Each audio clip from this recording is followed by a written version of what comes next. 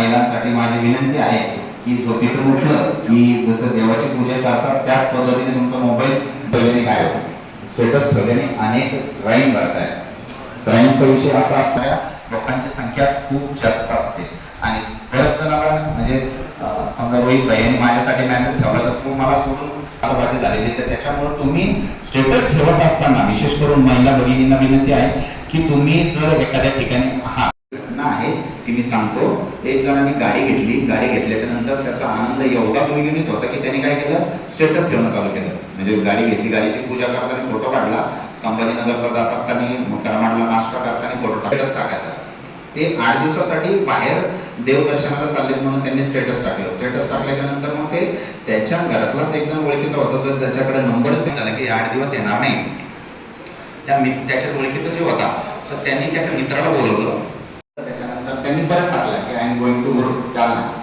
बऱ्याच जणांचं स्टेटस असते, गुरुचा अर्थच कळत नाही काय, तर त्यांनी तसं स्टेटस टाकलं. स्टेटस टाकल्याच्या नंतर मग ते यांनी काय केलं, एक 2 दिवसात येणार बाबा, मग त्यांनी काय केलं, एक सामान केलं. नंतर आल्याच्या नंतर बघतो काय तर पूर्ण घर साफ झालेलं. मग त्याला कळालं, नंतर गुन्हा दाखल केल्यानंतर तपास आला.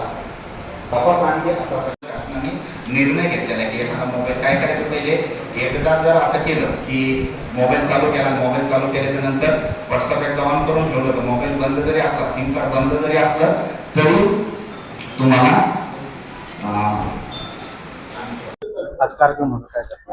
नमस्कार. आज पोलीस प्रशासक आणि महानगरपालिकेच्या महिला बाल कल्याण समितीच्या संयुक्त विद्यमाने हा कायदेविषयक सुसंवाद घडावा म्हणून यासाठी आज सर्व माझ्या नवनिर्वाचित नगरसेविका बहिणी आणि बंधूही मोठ्या संख्येने उपस्थित होते. या कार्यक्रमासाठी आमच्या आयुक्त मॅडम होत्या, SP साहेब होते, ॲडिशनल SP साहेब होते, आमचे स्थायी समितीचे सभापती होते, अक्षयजी होते, सर्व वरिष्ठ नेते या कार्यक्रमासाठी होते आणि 3 विषयावर ही कार्यशाळा झाली. पोक्सो कायदा, त्यानंतर सायबर आणि अंमली पदार्थ सेवन कसं टाळता येईल. अतिशय चांगलं मार्गदर्शन आमच्या सर्व पोलीस अधिकाऱ्यांनी केलं आणि ही विचाराची शिदोरी घेऊन आमचे सर्व नगरसेवक काम करतील आणि पोलीस प्रशासन आणि महानगरपालिकेतील जे नगरसेवक आहे हे नागरिकांच्या माध्यमातून जाऊन अतिशय चांगले कायदे ह्यांना समजल्यामुळे चांगलं काम करायला सोपं होईल.